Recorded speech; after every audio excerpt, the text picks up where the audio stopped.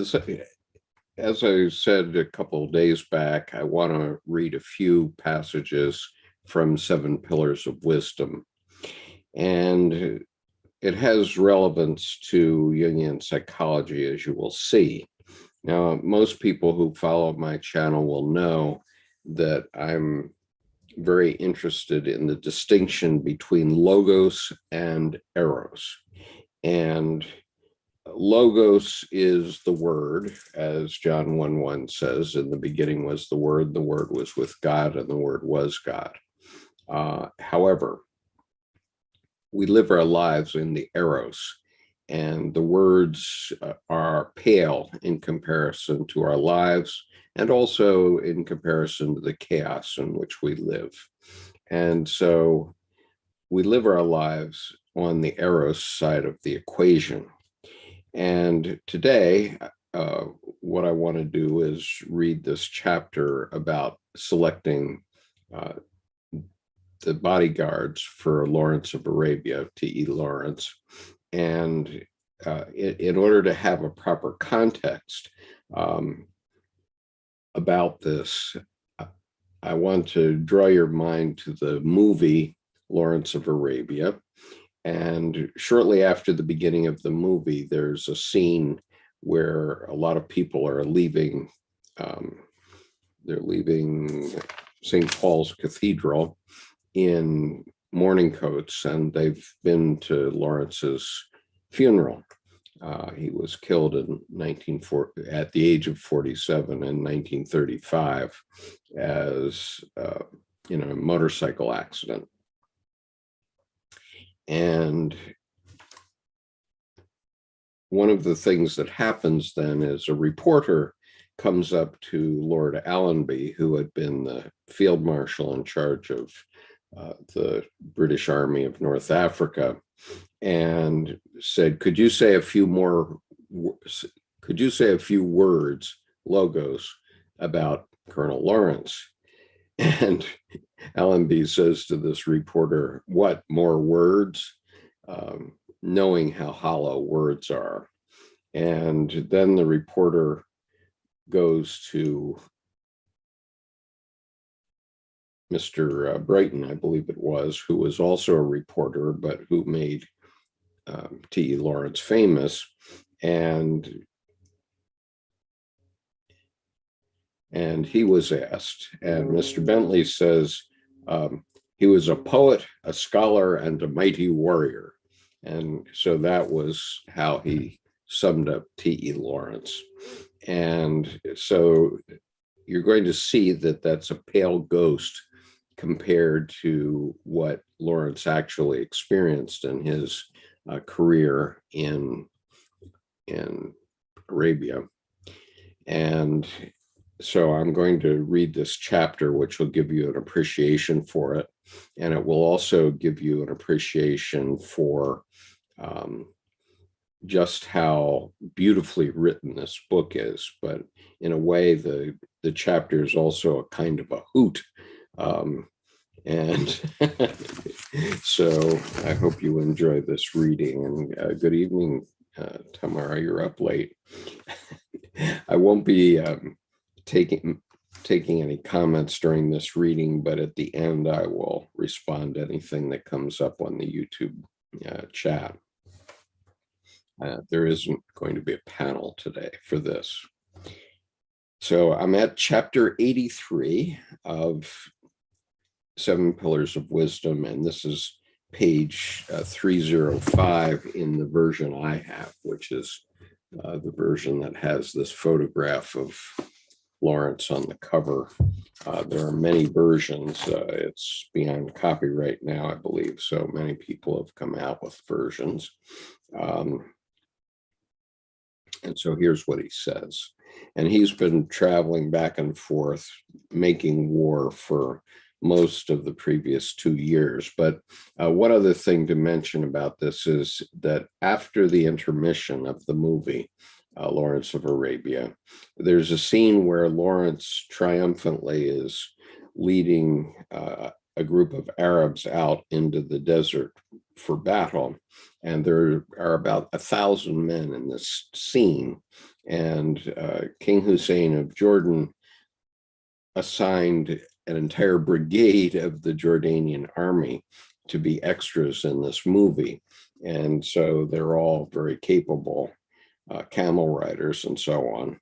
And so Lawrence is coming across the scene from left to right, and his friend Ali, who's played by Omar Sharif, goes up to him and says, "Who are these Arabs that are around you?" And he says, "They are my bodyguard." And he says, "What, these? These are men that all the sheikhs would murder if they could get a hold of them." And T.E. Lawrence says, "They're mine." And so this is how that came about. On our return to Aqaba, domestic affairs engaged the remaining few days. My part mostly concerned the bodyguard, which I formed for private protection, as rumor gradually magnified my importance. On our first going up country from Rabaig to Yembu, the Turks had been curious.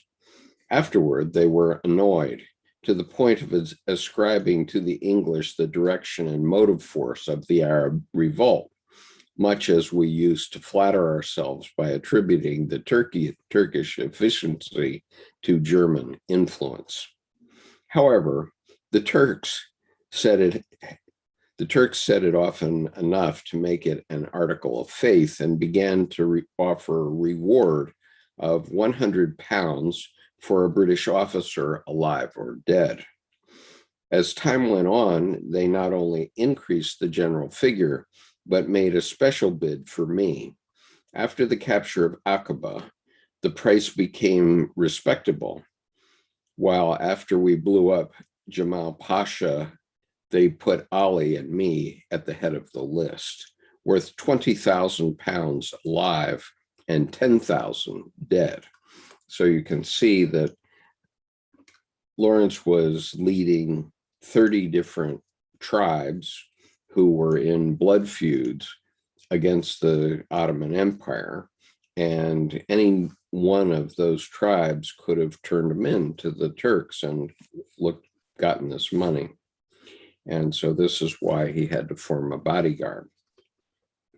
Of course, the offer was rhetorical, with no certainty whether in gold or paper, or that the money would be paid at all. Still, perhaps, it might justify some care. I began to increase my people of a troop, adding such lawless men as I found, fellows whose dash had got them into trouble elsewhere. I needed hard riders and hard livers, men proud of themselves and without family.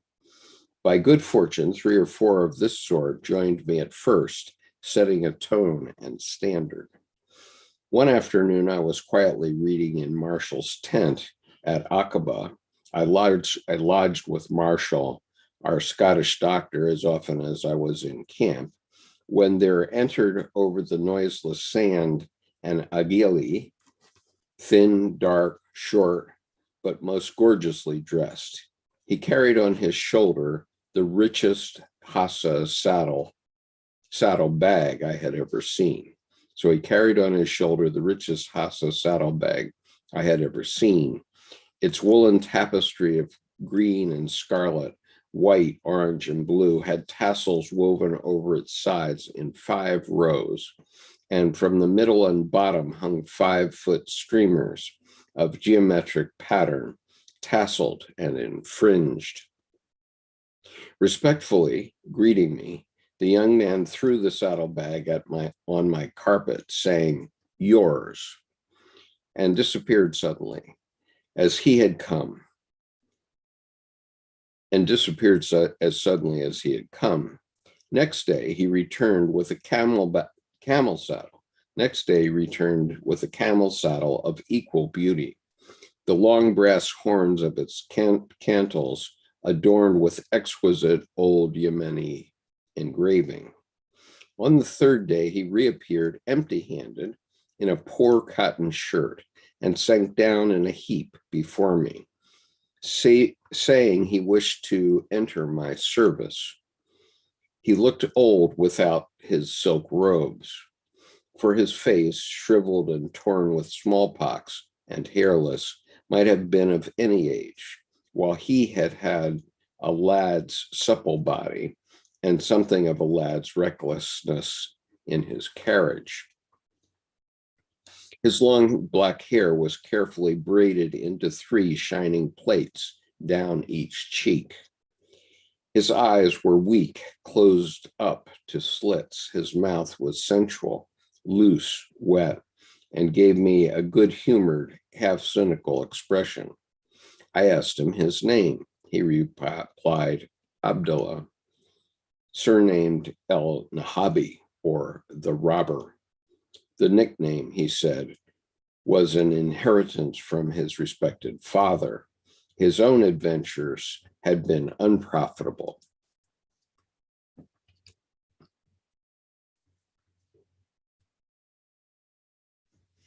He was born in Bereda, and while Jung had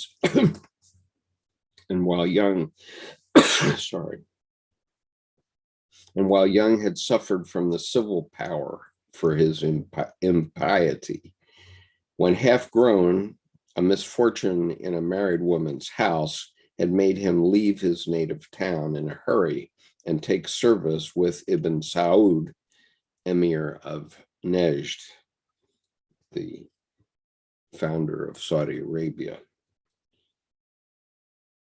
In the service, his hard swearing earned him lashes and imprisonment.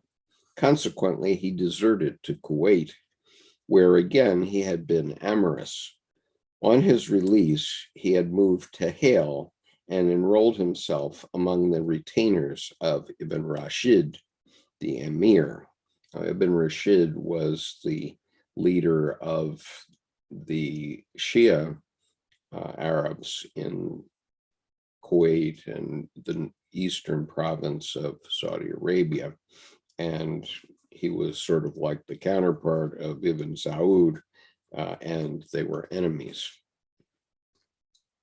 Unfortunately, there he had disliked his officer to the point of striking him in public with a camel stick. Return was made in kind, and after a slow recovery in prison, he had once more been thrust friendless on the world. The Hejaz Railway was being built, and to its works he had come in search of a fortune, but a contractor docked his wages for sleeping at noonday. He retorted by docking the contractor of his head. The Turkish government interfered.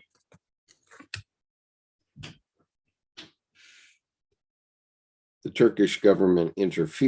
he found life very hard in the prison at Medina.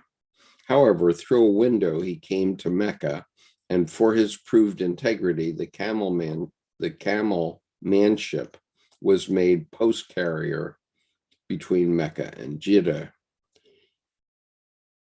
To this employ, he settled down, laying aside his young extravagances, bringing to Mecca his father and mother and setting them up in a shop to work for him with a capital provided by commission from merchants and robbers.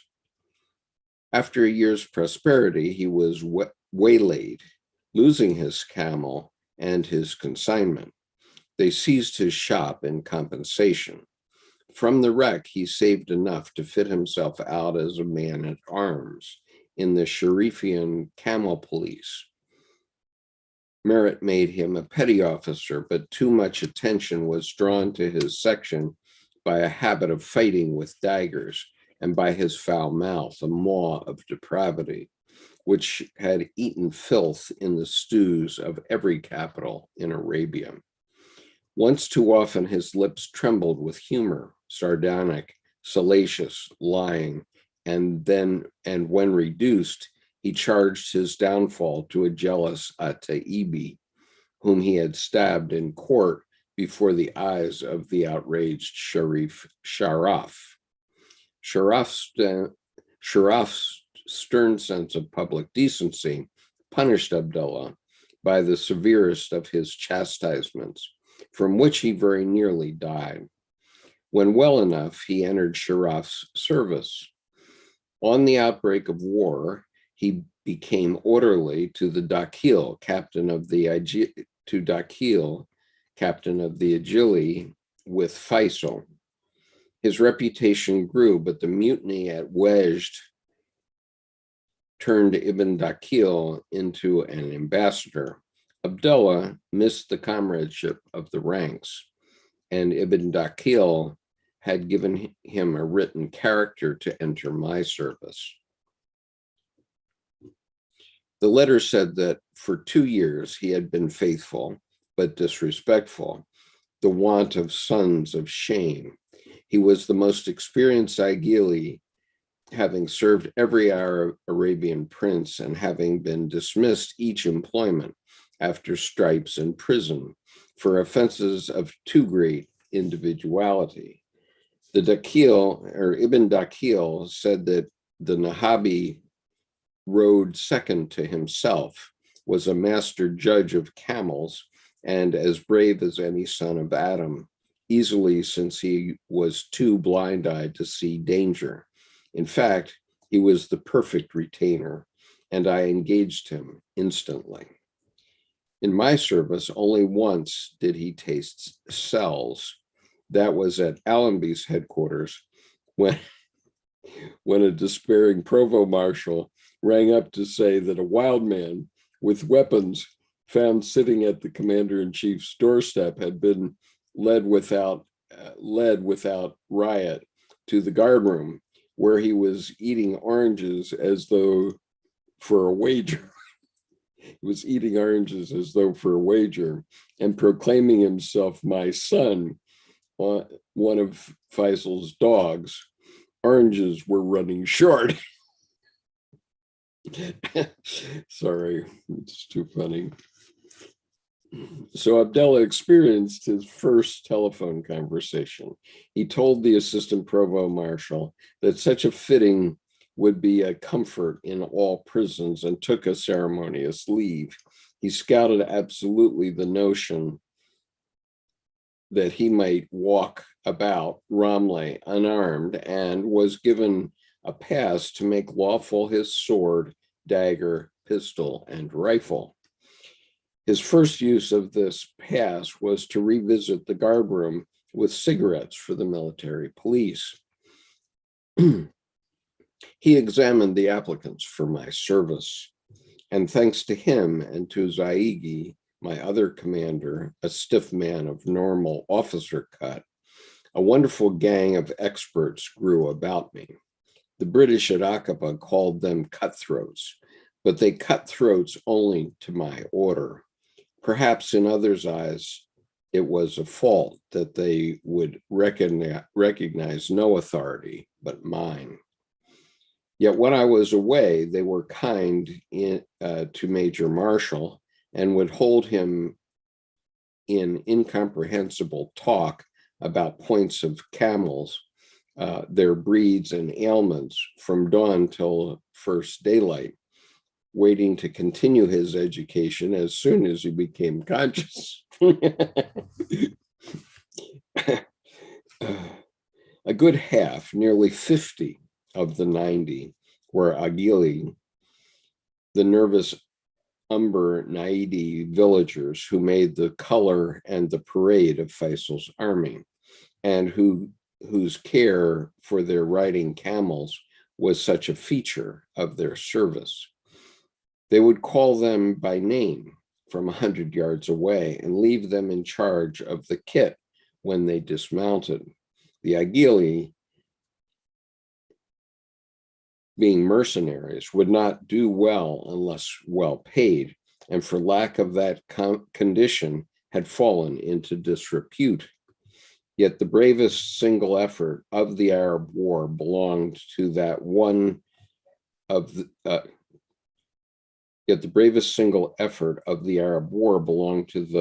that one of them who twice swam down the subterranean water conduit into Medina and returned with a full report of the invested town. I paid my men £6 a month, the standard army wage for a man and camel, but mounted them on my own animals so that the money was clear income. This made the service enviable and put the eager spirits of the camp at my disposal. For my timetable's sake, since I was more busy than most, my rides were long, hard, and sudden. The ordinary Arab, whose camel represented half his wealth, could not afford to founder it by traveling my speed, and also such riding was painful for the men. Consequently, I had to have him picked.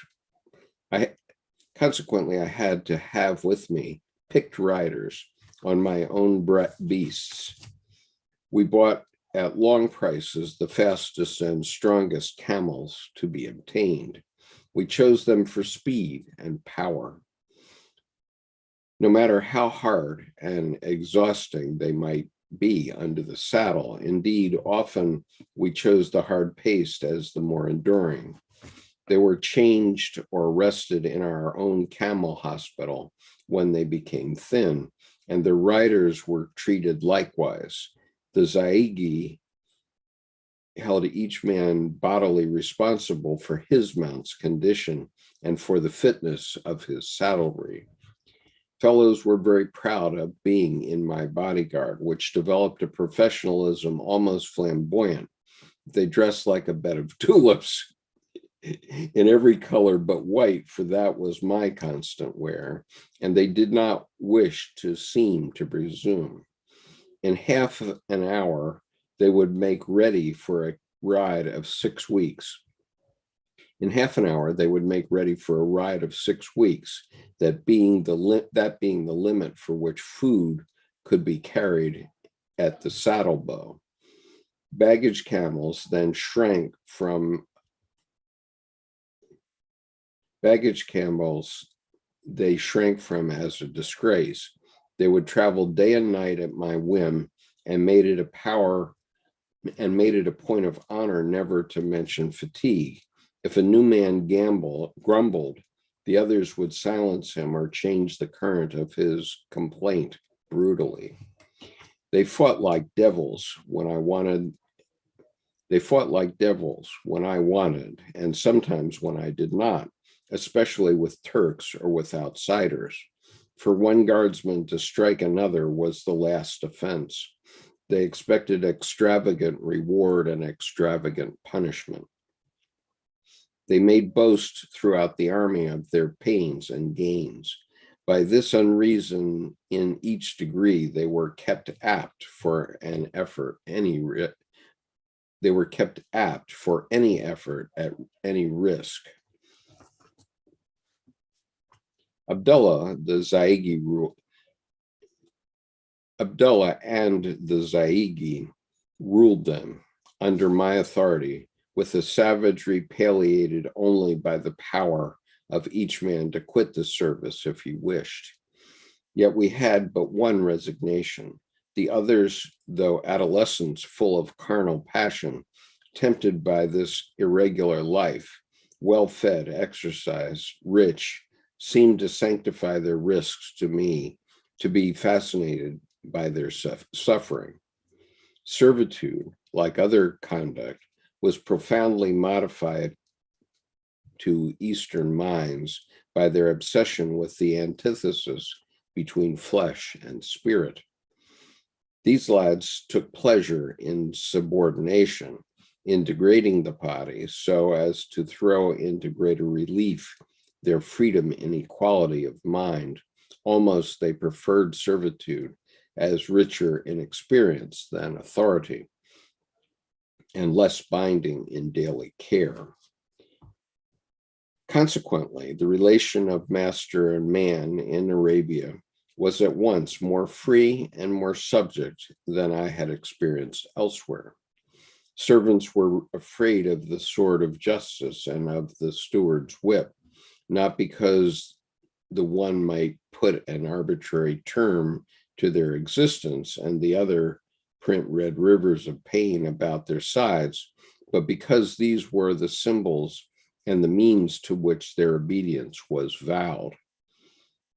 They had a gladness of abasement, a freedom of consent to yield to their master the last service and degree, their flesh and blood, because their spirits were equal with his, and the contract volunteers and the contract voluntary. Such boundless engagement precluded humiliation, repining, and regret. In this pledging of their endurance, it disgraced men if, from weakness of nerve or insufficiency of courage, they fell short of the call. Pain was to them a solvent, a cathartic, almost a decoration to be fairly worn while they survived it. Fear, the strongest motive in slothful men, broke down with us, since love for a cause or for a person was aroused.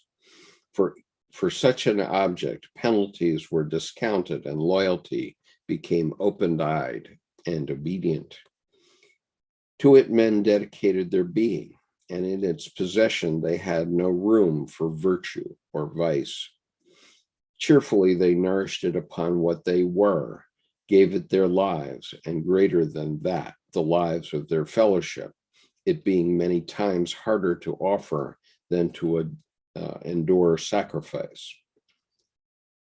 To our strained eyes, the ideal held in common seemed to transcend the personal, which before had been our normal measure of the world.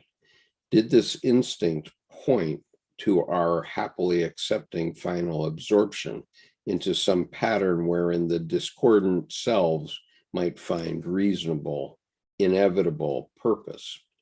Yet this very transcending of individual frailty made the ideal transient.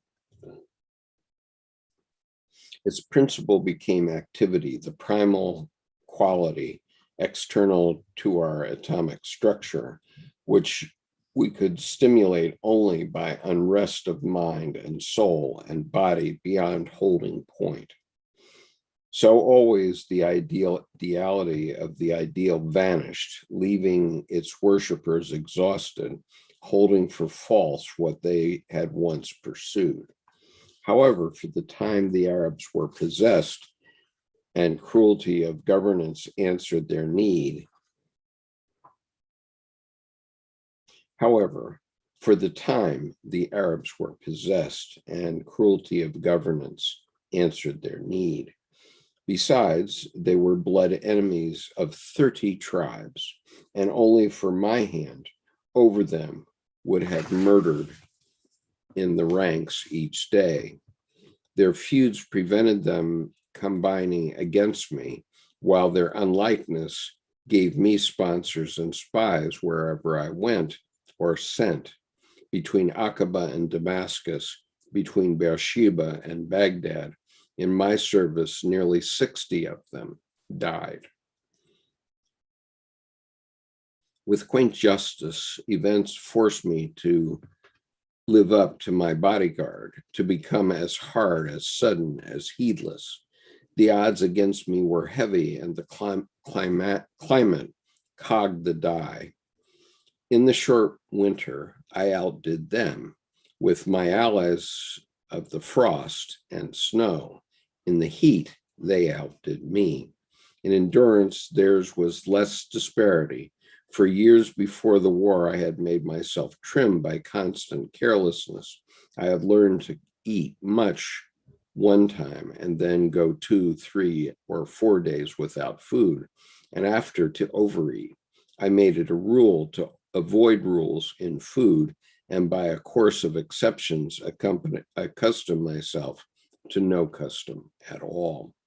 So organically, I was efficient in the desert, felt neither hunger nor surfeit, and was not distracted by thought of food. On the march, I could go dry between wells, and like the Arabs, could drink greatly today, and for the thirst of yesterday and of tomorrow. In the same way, though sleep remained for me the richest pleasure in the world, I I supplied its place by the uneasy swaying in the saddle of a night march, or failed of it for night after laborious night without undue fatigue. Such liberties came from years of control. Contempt of use might well be the lesson of our manhood, and they fitted me peculiarly for our work. But of course, in me, they came half by training and half by trying, out of a mixed choice and poverty, not effortlessly as with the Arabs. Yet in compensation stood my energy of motive. Their less taught wills flagged before mine flagged, and by comparison made me seem tough and active. Into the sources of my energy of will I dared not probe. The conception of antithetical mind and matter, which was basic in the Arab self-surrender, helped me not at all. I achieved surrender, so far as I did achieve it, by the very opposite road, through my notion that mental and physical were inseparably one, that our bodies, the universe, our thoughts, and tactilities were conceived in and of the molecular sludge of matter, the universal element through which form drifted as clots and patterns of varying density. It seemed to me unthinkable that assemblages of atoms should cogitate except in atomic terms. My perverse sense of values constrained me to assume that abstract and concrete as constrained me to assume that abstract and concrete as badges did not denote oppositions more serious than liberal and conservative. The practice of our revolt fortified the nihilistic attitude in me. During it, we often saw men push themselves or be driven to a cruel extreme of endurance, yet never was there an intimation of physical break. Collapse rose always from a moral weakness eating into the body, which of itself, without traitors,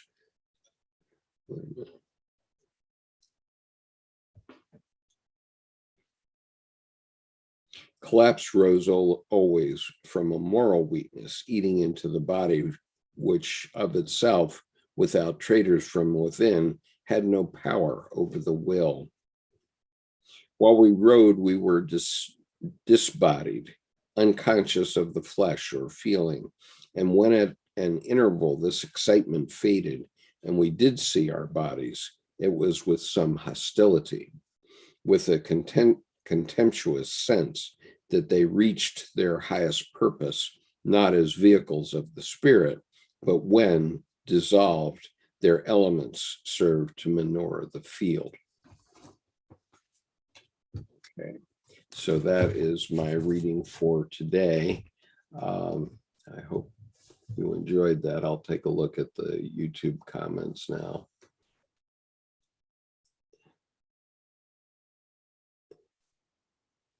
So the fire says, what is synchronicity? Mr. Skip read, interfered and was distracted by something for 2 seconds. I wish to hear this, just in case says I wish to hear this, but I'm also participating in the Book Fest 2020, Spring 2021 days. Well, it's going to be on YouTube, Justin, so don't hesitate to take a look. And Penelope says, I've been eating oranges today. Jesse. Okay, I don't know why that was. Justin says, I just enjoyed splendid vegan dinner together with my cousin and his wife. Well, I don't know why that was held, but I've approved it now. And Mason Phipps says, always love to hear your voice, Skip. Well, thank you. Robert, love your show. Keeps me spiritually equipped. Thank you. I'm delighted to hear that, Robert. Okay, so this is the third show I've done today, so I'm going to call a halt and spend some time with my wife. But I did very much want to read that description of the distinction between logos and eros, and you can see the difference between the description of Lawrence at the beginning of the movie, where he's called a scholar, a poet, a scholar, and a mighty warrior, and what he was facing with a 20,000 pound price on his head and having to recruit his own bodyguard to protect him from his own men. That was quite a thing. And Tamara, I was thinking of you throughout because of your interest in bodily facts. And so I've been reading from The Seven Pillars of Wisdom by T.E. Lawrence. And it's the one that has his picture on the cover. It's hard to read because this particular format of this book is huge. And sometimes I have trouble going from line to line in the book, but as you heard, but I enjoyed reading it in this book. The first time I read it in the other version that has his portrait on the cover. And so I'm glad you were here. And I'm glad everyone enjoyed the reading. Let's see, tomorrow I'm going to start reading about Abdullah al-Qadr, who was, and that's in chapter 81 of the book. I'm just picking and choosing because I've reread the whole book, and I'll just show you as proof. And I'll get rid of my cloaking for a minute.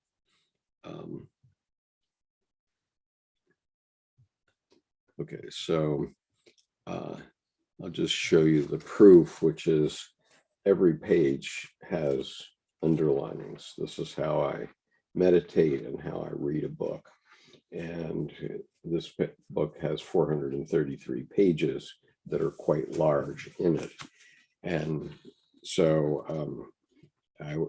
I'm going to give this particular copy to a friend in a couple of weeks, but I wanted to read a few passages before I pass it along. And the reason for that is that I know I'll read it again, and I'll probably underline it again. It's just a deliciously written book, and I urge everyone to read this book. So